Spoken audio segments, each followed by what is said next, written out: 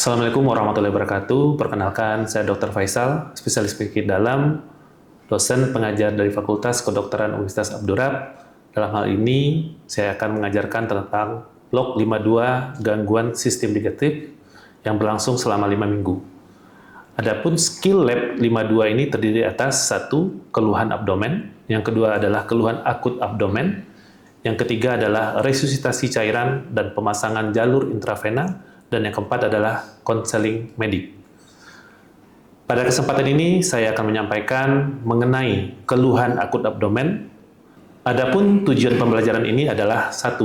Mahasiswa mampu melakukan anamnesis, pemeriksaan fisik abdomen terkait masalah gawat darurat abdomen termasuk rangsangan peritoneal. Yang kedua, bila diberikan data sekunder, mahasiswa mampu menentukan diagnosis banding, menegakkan diagnosis, serta merencanakan terapi dan pemeriksaan penunjang sesuai kasus gawat darurat abdomen. Deskripsi praktik 1. Adanya review kasus akut abdomen, penyusunan diagnosis dan diagnosis banding, penentuan pemeriksaan fisik dan penunjang yang sesuai, dan yang ketiga, penentuan tata laksana sesuai kasus. Kemudian baru kita lakukan role play dosen dan mahasiswa. Jadi pada hari ini ya kita akan mencoba melakukan pemeriksaan baik anamnesis, pemeriksaan fisik, dan tentunya pemeriksaan anjuran yang bisa kalian lakukan pada kondisi-kondisi terjadinya kegawatan akut pada abdomen. Ya, baik sebelum nanti kita lakukan pemeriksaan fisik atau kalian praktekkanlah nantinya di lapangan, ya. Mungkin saya akan jelaskan dulu beberapa hal yang perlu kalian lakukan pada pasien-pasien yang dengan kondisi akut abdomen. Nah, pada kesempatan ini mungkin kita akan lebih menekankan pada kasus appendicitis akut. Ya, bagaimana kalian melakukan anamnesa yang baik, melakukan pemeriksaan fisik yang tepat dan yang baik pada kasus appendicitis akut yang kita curigai, dan bagaimana kalian menegakkan diagnosanya, dan bagaimana kalian menganjurkan atau menyarankan pemeriksaan penunjang sehubungan dengan kasus ya akut abdomen tersebut. Nah, baik, mungkin yang kita mulai adalah pertama itu tentu pada pasien-pasien dengan akut abdomen itu yang paling penting adalah anamnesa. Anamnesa adalah bagian yang penting bagi kita untuk menegakkan suatu diagnosa penyakit. Ya, baik, anamnesa yang penting kalian lakukan adalah urutannya itu pasti adalah keluhan utama. Ya, keluhan utama wajib kita tanyakan setiap pasien yang masuk ke kita. Ya, keluhan utama atau adalah sesuatu yang membawa pasien datang ke rumah sakit, apa yang dirasakannya. Nah, pada kasus ini ya biasanya apa yang sering pasien datang keluhannya? Nyeri, ya, nyeri perut kanan bawah. Demam bisa juga nggak keluhannya datang masuk? Bisa. Tapi yang paling sering pasien datang dengan akut abdomen ini adalah keluhan nyeri perut. Ya, jadi kalau dalam kasus ini adalah appendicitis akut, paling sering dirasakan oleh pasien itu adalah nyeri pada perut kanan bawah. Itu dia. Nah, dari keluhan utama baru kita jabarkan, ya. Kita jabarkan atau riwayat penyakit sekarangnya apa, ya. Itu yang kalian tanyakan. Apa yang akan kalian tanyakan nanti setelah keluhan utama? Ini yang tahu? Onset dulu, ya. Onsetnya dulu. Nah, onsetnya apa? Kita tanyakan. Ya, sudah berapa lama menderita nyeri tersebut? Ya, kita tanyakan. Ini Bapak, Ibu, ya kita anggapnya Bapak ya yang datang ya, anak muda laki-laki. Sejak kapan nyerinya berlangsung? Ya, itu wajib kita tanyakan. Ya, karena onset itu menentukan akut atau kroniknya suatu penyakit. Oke, setelah onset apa lagi yang akan kita tanyakan? Apa? Lokasi. Ya, boleh lokasi. Ya, lokasinya. Jadi lokasi itu menentukan juga, memprediksi kita ini penyakit nyeri perut ini di bagian mana. Karena pasti organ di dalam itu akan menyesuaikan dengan kondisi penyakitnya tersebut. Ya, kalau misalnya nyeri di kuadran kanan bawah, tentu salah satu yang kita takutkan apa? Appendicitis akut. Ya, itu yang kita takutkan. Jadi lokasi. Jadi lokasinya kita tanyakan nantinya. Ya. Kemudian apa lagi? Tadi sudah keluhan utama, onset, lokasi, apa lagi? Karakteristik nyeri. Itu penting. Karakteristik nyeri itu apa? Ada berapa bagian? Ada 2 ya. Nyeri itu tumpul kah? Tajam kah? Ya. Nah, pada apendisitis akut bagaimana nyerinya biasanya? Tajam. Nah, sebenarnya nyeri pada apendisitis akut itu pada awal-awal itu biasanya sifatnya tumpul. Biasanya nyeri yang dirasakan oleh orang yang menderita apendisitis akut itu adalah nyeri di daerah ulu hati atau di daerah umbilikus kadang-kadang. Ya. Baru setelah adanya yang mengenai peritoneum visceral, makanya nyerinya bersifat tajam, akan menjalar ke bawah kanan. Nah, itu yang dirasakan oleh pada pasien-pasien dengan apendisitis akut. Jadi karakteristik nyerinya seperti itu. Di kadang-kadang misalnya nyerinya di awal, kalian tanyakan nanti, awalnya bagaimana? Awalnya sih nyerinya di daerah ulu hati, kemudian menjalar dia ya ke arah kanan bawah. Nah, kemungkinan itu adalah suatu apendisitis akut. Makanya karakteristik nyeri sangat mendukung juga dan perlu kita tanyakan untuk mendukung kita menegakkan suatu diagnosa. Apalagi yang dapat kita tanyakan setelah karakteristik? Durasi, ya, durasi. Durasi itu apakah terus meneruskah, ya, atau hilang timbulkah? Itu juga menentukan bagi kita untuk menegakkan diagnosa suatu penyakitnya. Kemudian apa lagi yang bisa kita tanyakan? Frekuensi, ya. Tadi durasi dan frekuensi hampir sama. Boleh frekuensinya bagaimana, durasinya bagaimana, kita tanyakan. Ada lagi? Berat ringannya. Severity-nya boleh tanyakan, ya. Ini berat pada kita nilai dengan fast nantinya tentunya, ya. Dinilaikan. Jadi pada pasien apendisitis akut biasanya yang parahnya apa? Yang membuat pasien itu menjadi kita mencurigai ini ada apendisitis akut misalnya. Setelah makan kurang tepat. Ada lagi yang tahu? Pada saat batuk. Jadi pasien saat batuk dia akan merasa nyeri di perut kanannya. Batuk, bersin, pasti pasien akan merasakan nyeri dia. Atau saat berjalan, berlari, dia pasti akan mengeluh nyeri pada perut kanan bawah. Itu adalah ya sesuatu yang bisa memperparah suatu penyakit. Nah, itu yang kita tanyakan. Apa yang memperparahnya? Oh, saat dia batuk tambah sakit, Dok. Bersin tambah sakit, Dok. Ya, saat berjalan, berlari tambah sakit. Apa lagi? Yang memperingan. Nah, kira-kira yang memperingan apa? Kalau secara teori, orang dengan apendisitis akut biasanya apa? Istirahat. Apa lagi? Yang paling sering kita lihat. Ya, kalau orang datang dengan pasien dengan apendisitis akut, dengan nyeri akut abdomen itu yang paling sering kita lihat apa? Pasien itu pasti akan membungkuk dia. Ya. Nah, itulah ya yang bisa mengurangi nyeri pada apendisitis akut. Ya. Setelah kita tanyakan tadi adanya sejak kapan, lokasinya, durasinya, karakteristiknya, dan yang memperparah dan memperingan, apa lagi yang kita tanyakan? Gejala sistemik yang lain yang muncul, boleh kita tanyakan mual muntahnya ada apa tidak, ya. Kemudian diare apa tidak, karena pasti ini sistem pencernaan yang terkena. Bagaimana buang air besarnya, bagaimana buang air kecilnya, itu perlu kita tanyakan dalam anamnesa, ya. Itu dia. Apalagi setelah RPS, apalagi RPD, riwayat penyakit dahulu. Nah, kalau untuk apendisitis akut ada nggak kira-kira yang bisa berkaitan dengan kondisi ini? Trauma di bagian perut. Trauma bisa, tapi jarang trauma yang bisa menyebabkan apendisitis akut. Mungkin peritonitis bisa, tapi untuk untuk apendisitis tidak. Boleh kita tanyakan untuk paling tidak untuk mendiferensial diagnosisnya. Ada trauma sebelumnya, boleh kita tanyakan. Atau ada lagi biasanya riwayat diare sebelumnya. Nah, itu juga bisa berisiko. Atau mungkin perubahan pola defekasi, ya. BAB yang keras itu juga berpotensi untuk menjadi ya apendisitis, itu dia. Apalagi yang kita tanyakan setelah riwayat penyakit sekarang, riwayat penyakit dahulu, apalagi riwayat penyakit keluarga, ya. Riwayat penyakit keluarga walaupun tidak ada hubungan, ya, secara textbook tidak ada penelitian menyebabkan riwayat penyakit keluarga juga menyebabkan penyakit yang akan keturunan pada anak, nggak ada juga. Apalagi riwayat penyakit dahulu, keluarga, apalagi riwayat kebiasaan. Nah, menurut kalian kira-kira Riwayat kebiasaan apa yang sering bisa mencetuskan atau sebagai predileksi untuk terjadinya appendicitis?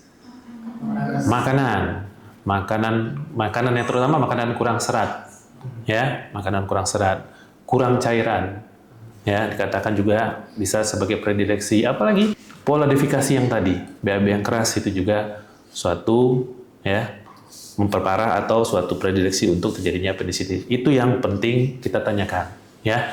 Nanti kalian bisa praktekkan, ya. Nanti kita di sesi akhir saya minta salah satu dari kalian untuk mempraktekkan bagaimana anamnesa pada kondisi, ya, akut abdomen tadi. Baik, ya. Kemudian kita lanjut nantinya setelah anamnesa apa yang kita lakukan? Pemeriksaan fisik. Ya, pemeriksaan fisik abdomen. Nanti sebelumnya kuliah yang dulu kita udah melakukan cara pemeriksaan fisik abdomen yang benar. Tapi pada kesempatan ini mungkin saya lebih menekankan bagaimana cara pemeriksaan fisik abdomen pada kasus akut abdomen, terutama appendicitis akut. Ya. Nah, untuk pemeriksaan fisik abdomen, ya, nanti bisa kita praktekkan. Yang paling penting adalah yang pertama, ya, tentu kita harus kesiapan dulu sebagai seorang pemeriksa. Apa yang harus kita siapkan? Cuci tangan, boleh, itu wajib, ya. Pertama perkenalkanlah dulu diri kita, ya, karena kita akan melakukan pemeriksaan fisik di daerah yang sensitif, karena pasti akan membuka baju orang, ya. Kalian perkenalkan diri kalian, kalian inform consent dengan minta izin tentunya. Inform consent sama pasien, Bapak, Ibu, saya akan melakukan pemeriksaan fisik abdomennya. Saya izin untuk membuka bajunya, ya, karena kan itu suatu hal yang buat pasien tidak nyaman tentunya, ya. Makanya kita sebagai seorang pemeriksa harus membuat pasiennya senyaman mungkin itu nantinya. Jadi kita inform consent bahwa nanti kita akan melakukan pemeriksaan fisik abdomen dengan membuka bajunya di daerah mana kita buka.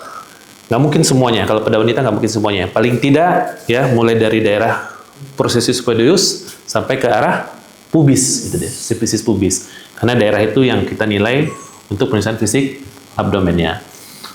Untuk pemeriksaan fisik secara umum tentu kita lakukan head to toe tentunya, ya, dari kepala sampai ujung kaki, ya, torak, paru, ya. Tapi yang lebih khusus pada kesempatan ini kita akan menekankan pada pemeriksaan fisik abdomennya, ya.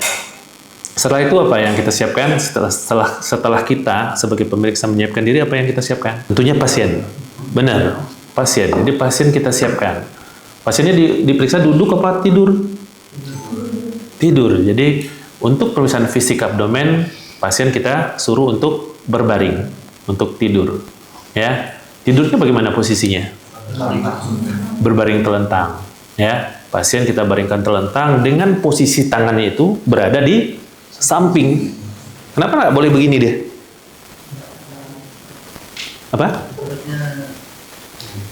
Benar. Salah satunya perutnya akan distensi dia, kan akan tertarik otot-ototnya sehingga kita tidak supel dia. Ya. Jadi kalau begini dia lebih rileks perutnya.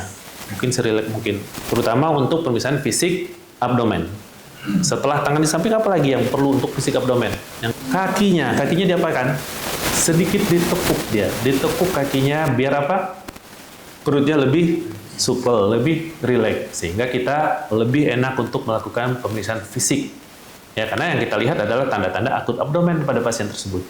Jadi pasien kita usahakan untuk menepukkan kakinya. Mungkin kita lebih fokus nantinya pada pemeriksaan fisik abdomen pada pasien dengan kita curigai suatu appendicitis akut. Kira-kira ada yang tahu pemeriksaan fisik apa yang kita lakukan pada orang yang kita curigai adanya suatu appendicitis akut?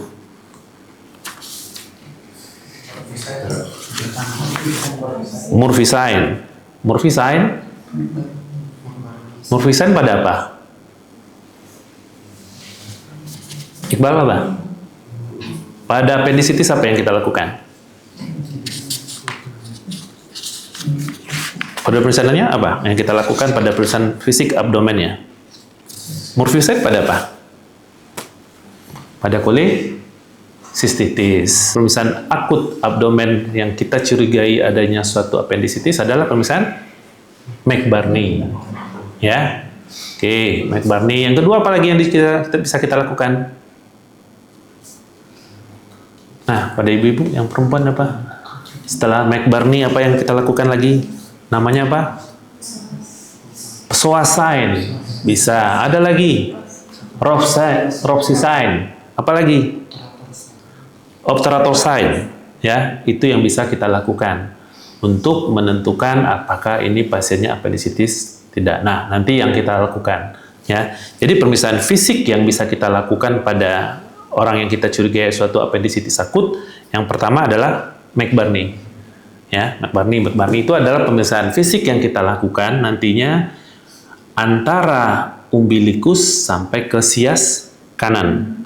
Ya, kita ambil daerah sepertiga distalnya. Jadi di daerah sepertiga distal, ya, antara umbilikus ke sias. Jadi sekitar daerah sini jadinya. Ya, nanti kita praktekkan dari sini. Nah, ini yang kita sebut dengan daerah McBurney. Nanti akan kita lihat adanya nyeri tekan dan nyeri lepas pada daerah McBurney. Silahkan balik dulu, bagus.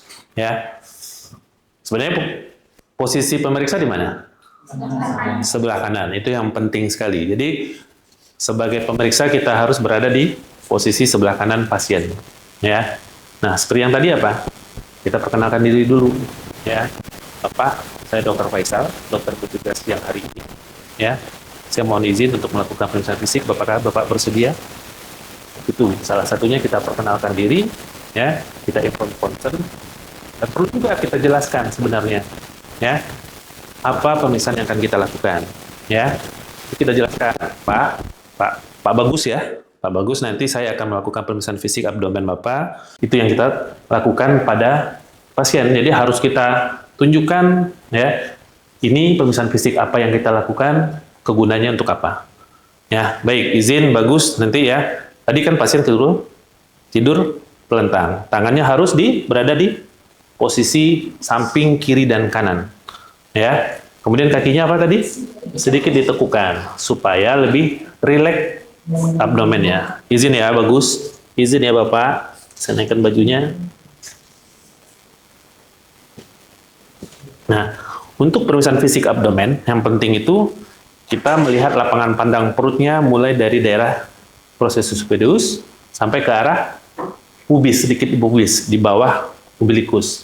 Ya, karena kan kita melihat daerah abdomennya. Nah, pada kuliah-kuliah sebelumnya, kalian udah tahu pemeriksaan hepar bagaimana, pemeriksaan daripada limpa bagaimana, pemeriksaan asites bagaimana. Kita lebih fokus kepada pemeriksaan untuk akut abdomen yang kita curigai apendisitis. Ya, yang pertama apa tadi? Pemeriksaan apa? McBurney sign. Nah, untuk McBurney, boleh berdiri sini nanti, ya. McBurney itu berada di antara umbilikus sampai ke arah sias, ya. Kita lihat nanti, kita bagi 3 daerahnya, ya. Berarti sekitar ini ya, kurang lebih di sini. Ya. Jadi sepertiga distal daripada sias kanan. Nah, ini yang kita sebut daerah McBurney. Kita lakukan penekanan, ya. Ya, penekanan pada daerah McBurney ini. Nah, untuk pemeriksaan fisik abdomen, sebelum kalian pegang-pegang perut pasien ini, ya, supaya pasien ini jadi lebih rileks dan supel, ya, usahakan suhu tangan kita sama dengan suhu dengan kulit atau perut daripada pasien. Kenapa? Takutnya pada saat kita pegang karena tangan kita dingin, langsung bereaksi dia. Ya. Kemudian, kalau biasanya pemeriksaan fisik kita melakukannya urutannya apa? Inspeksi. Kalau yang normal apa? Palpasi, perkusi, baru auskultasi. Kalau abdomen apa? Nah, kenapa harus palpasinya yang terakhir kita lakukan? Kenapa harus palpasinya yang kita lakukan? Benar, salah satunya seperti itu alasannya, sehingga akan mempengaruhi hasil daripada pemeriksaan kita nantinya, ya. Karena abdomen cukup sensitif dia, ya. Jadi setelah itu urutannya yang tadi inspeksi, palpasi, perkusi, gitu dia. Nah, untuk inspeksi abdomen secara umum apa yang kita lihat? Bentuk dulu. Pertama bentuk nih. Bentuk perut si Bagus bagaimana? Apakah membuncitkah? Apakah cekungkah? Apakah flatkah? Ya, itu yang kita lihat. Ya, jadi kita nilai perutnya. Kemudian pada kasus appendicitis, ya, kemungkinan yang bisa kita lihat apa? Adanya distensi sebetulnya. Ini agak menegang, bisa terlihat menegang deh. Itu bisa kita lihat. Ya, bentuk. Yang kedua apa lagi? Warna kulit tadi. Ya, warna kulit kita lihat apakah ada kemerahan, ya. Apakah ada bekas sikatrik kah dia, ya. Apakah ada memar di daerah sana, itu bisa kita nilai juga. Setelah inspeksi, warna apa lagi yang kita lihat? Daerah umbilikusnya, apakah berada di tengah, apakah sudah bergeser? Kalau bergeser itu biasanya pada orang asites yang besar, atau ada hernia dia, ya, hernia umbilikalis. Itu juga akan mempengaruhi kepada bentuk, ya, umbilikusnya. Ya. Setelah itu apa lagi yang kita lihat? Sudah bentuk, warna, umbilikus, gerakan perutnya. Ya. Kita lihat, coba bagus nafas. Ya. Nah, kalau pada kondisi normal, gerakannya itu pasti akan sama, kiri dan kanan. Tapi pada kondisi apendik atau kondisi apendik yang sudah perforasi, kemungkinan bisa saja gerakan perutnya akan berbeda, akan tertinggal karena adanya nyeri. Bisa kita lihat, ya, itu yang dapat kita lihat pada inspeksi. Ya, kemudian apa lagi? Ada massa apa tidak? Ya, simetris apa tidak di mana? Ya, ada tonjolan apa tidak? Itu pada pemeriksaan inspeksi. Baru berikutnya kita lakukan auskultasi. Nah, untuk auskultasi apa yang kita nilai? Bising usus, ya. Jadi yang kita nilai itu adalah bising ususnya. Normal bising usus kita berapa? 5 sampai 30, ya. Kalau lebih dari 30 namanya hiperaktivitas, ya. Misalnya pada orang kelaparan lah, juga tinggi kebutuhannya, ya. Kalau yang rendah misalnya di bawah 5, kita sebut hipo, ya. Oh. Nah, itu biasanya kita curigai pada orang misalnya apendik bisa juga, atau yang sudah adanya peritonitis, tapi apendik yang normal biasanya tidak, bentuknya masih normal. Tapi yang sudah adanya perforasi, kemungkinan bising ususnya menurun, atau pada ileus itu juga menurun, ya. Jadi paralitik juga akan menurun, atau bising ususnya tidak sama sekali kita bisa dengar, absen dia, tidak ada. Nah, itu bisa pada appendicitis yang luas dengan perforasi, maksud saya appendicitis dengan perforasi yang luas. Nah, itu bisa saja bising ususnya tidak ada, ya. Atau ileus yang berat, itu juga bising ususnya tidak kita dengar. Nah, untuk pemeriksaan auskultasi, ya, kan ini dingin juga ya. Nah, biasanya kita hangatkan dikit dulu deh, biar nggak kaget perutnya, ya. Kita lakukan auskultasi hampir di seluruh lapangan perut, ya, untuk mendengar bising ususnya, ya. Kita lakukan di sini, daerah sini, ya, di daerah sini, ya, di daerah sini. Nah, untuk kasus yang misalnya pada bising ususnya menurun atau absen atau tidak kita dengar, jangan cepat-cepat Anda lepaskan. Biasanya kita tunggu 3 menit sampai 5 menit. Kita yakinkan ini nggak ada deh bising ususnya sama sekali. Ya, kita tunggu 3 sampai 5 menit. Lalu kita pastikan ini bising ususnya tidak ada. Ya. Jadi pada auskultasi, selain kita dengarkan bising usus, apa lagi yang bisa kita dengarkan? Apa? Gerakan peristaltik ususnya. Istilahnya dia melengking apa tidak, ya, itu bisa juga. Ya, pada ileus obstruksi biasanya bising ususnya akan meningkat tinggi dia. Ya, itu yang kita bisa dengar. Kemudian apa lagi? Bunyi bruit. Bruit itu apa? Biasanya ada obstruksi dari pembuluh darah besar abdomen. Ya. Nah, pada aneurisma aorta juga bisa kita temukan bruit. Itu yang kita lakukan, ya, pada auskultasi. Baik, ada yang mau ditanyakan pada inspeksi dan auskultasi? Kalau tidak ada, kita lanjut kepada pemeriksaan palpasi. Ya, kita fokus kepada pemeriksaan tadi untuk daerah appendiknya. untuk pemeriksaan tadi McBurney. Nah, Berpani tadi sudah kita tunjukkan bahwa berada di antara umbilikus sampai ke arah sias. Kita ambil sepertiga di bagian distalnya. Jadi daerah sini dia. Nah, kalau kita lakukan penekanan di daerah McBurney, ya, tanpa kita tanya sakit atau tidak, biasanya pasien, aduh, pasti akan merasakan nyeri. Atau boleh Anda tanyakan, ya, nyeri nggak Pak? Misalnya ini appendicitis, misalnya jawabannya harusnya nyeri, ya. Nggak apa-apa, ini kan pada kasus ya, karena kan si bagusnya sehat ini, ya. Jadi kalau misalnya kita temukan, ya, kalau positif dengan appendik, dia pasti akan merasa nyeri, ya. Nyeri nggak? Nah, seperti appendik nanti kita bawa dia. Nggak, berarti ini daerah yang, ya, McBurney-nya positif. Jadi pada saat kita tekan begini, pasti nyeri. Dan kita lepas dia, pada saat kita lepas juga dia pasti akan nyeri. Nah, itu berarti McBurney-nya positif. Paham? Ya, itu pemeriksaan McBurney. Jadi, ya, kita tekan di daerah McBurney-nya. Yang kedua apa tadi? Roxin sign. Nah, Roxin sign ini biasanya kita lakukan di kontralateralnya. Yang tadi di sini kita lakukan, di daerah McBurney kita lakukan di daerah sebelah kirinya. Ya, sebelah kirinya. Sama di daerahnya. Antara umbilikus ke arah sias kiri. Kita ambil di bagian sepertiganya juga. Kita lakukan penekanan di sini. Pada Roxin sign yang positif, pada saat kita melakukan pemeriksaan begini, ya, penekanan di daerah sini, dia akan merasakan nyeri di daerah McBurney.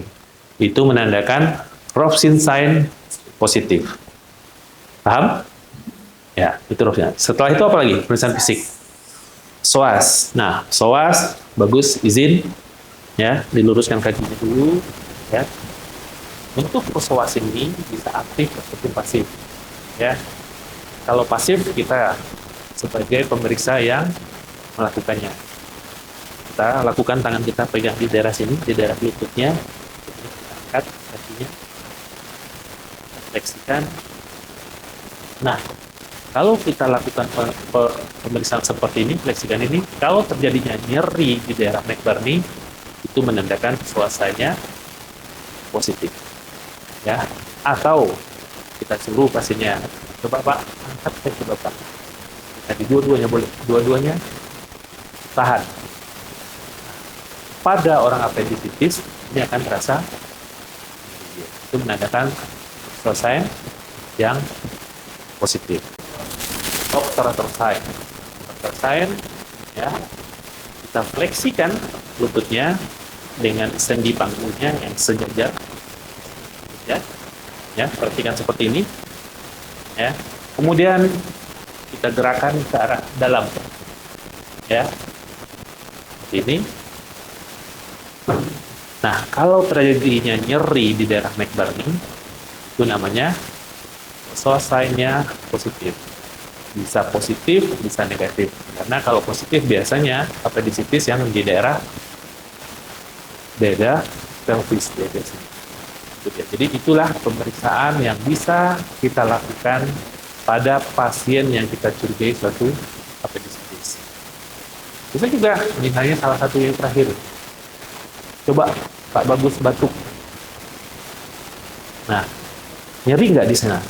Nah, kalau pada appendicitis dia akan merasa nyeri di daerah, dia bisa nunjuk biasanya, ya. Coba batuk, terus nyeri. Di daerah mana yang nyeri? Nah, itu menandakan artinya, ya, ini kita curigai adalah suatu appendicitis. Ya. Jadi itu pemeriksaan fisik abdomen yang bisa kita lakukan untuk kasus-kasus abdomen seperti appendicitis. Baik, teman semua, ya tadi kita udah melihat bagaimana cara anamnesa yang baik, cara pemeriksaan fisik yang baik, ya, terhadap kasus, ya, akut abdomen, ya. Jadi saya akhiri saja, ya, pertemuan kita di blok 52 ini mengenai gangguan sistem digestif, pertama mengenai kondisi akut abdomen, bagaimana cara kita melakukan pemeriksaan fisik yang benar terhadap kasus yang kita curigai suatu appendicitis tersebut. Ya, saya berharap nanti kalian ulang-ulang lagi, ya, karena ini keterampilan bisa kalian ulang di rumah nanti, ya, bagaimana anamnesa yang baik, bagaimana pemeriksaan fisik yang baik. Ya, sesudah saja, ya, kita tutup dengan Doa kafatul masjid. Doa